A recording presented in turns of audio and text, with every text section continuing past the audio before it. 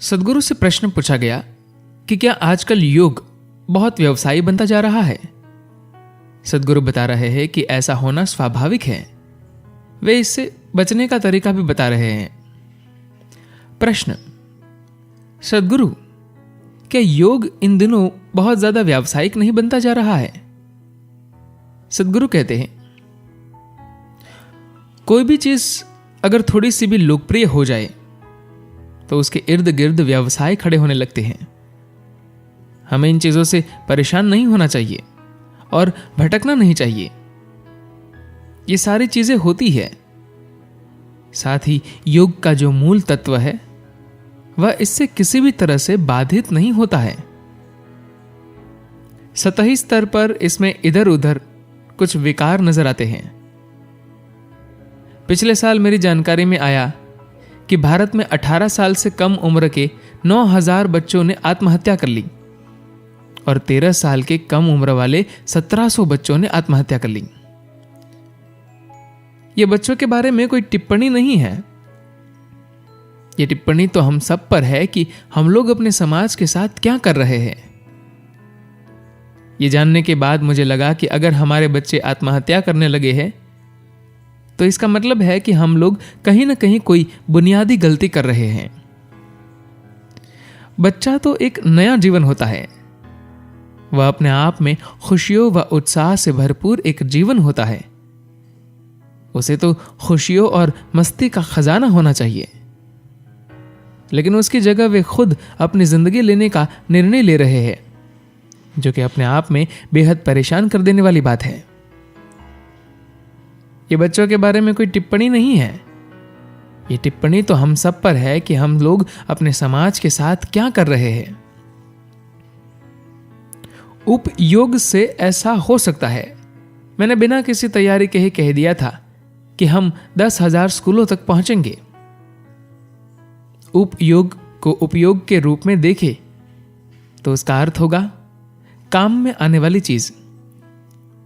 लेकिन मूल रूप से इस शब्द की शुरुआत योग से पहले या योग के शुरुआती कदम के अर्थों में हुई।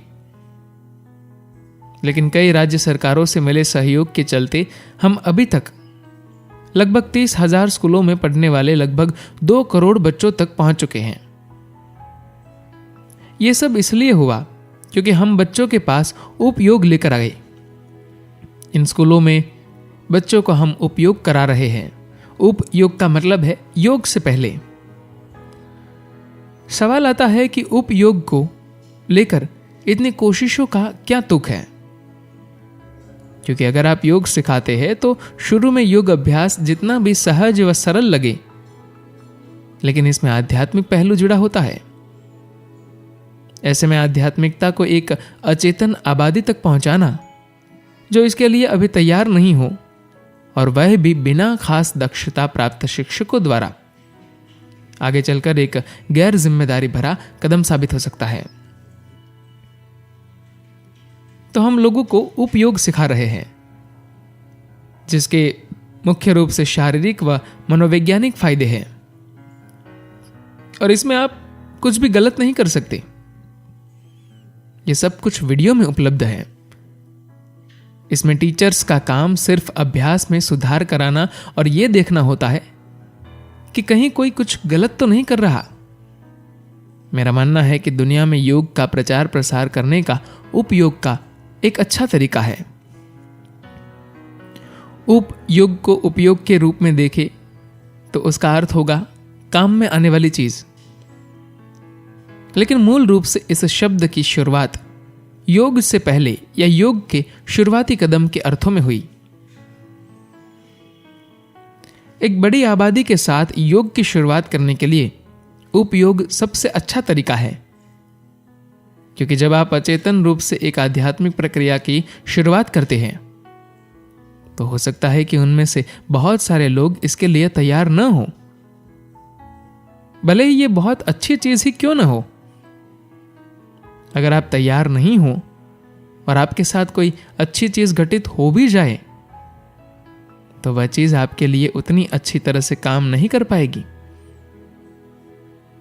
तो योग को विश्व स्तर पर ले जाने के लिए उपयोग एक बिल्कुल अलग व सुरक्षित तरीका है। एक बार जब ये हो जाएगा, लोगों को इसका फायदा समझ में आने लगेगा। वे महसूस करने लगेंगे कि इससे उनके जीवन पर क्या फर्क पड़ा रहा है। तो वे स्वाभाविक रूप से योग को पूरी गंभीरता के साथ अपनाना चाहेंगे और फिर उनकी जिंदगी में योग के आने का वही सही समय होगा। आपने अपने सवाल में जिस चिंता को जताया, इससे उसके समाधान में भी मदद मिलेगी। लेकिन इसी के साथ अगर कोई व्यक्ति योग के नाम पर कुछ हास्यास्पद चीजें कर रहा है, तो इससे मुझे कोई फर्क नहीं पड़ता, क्योंकि ये चीजें हमेशा होगी। लेकिन यह अच्छी बात है कि व्यावसायिक संस्थान भी योग की बात कर रहे हैं।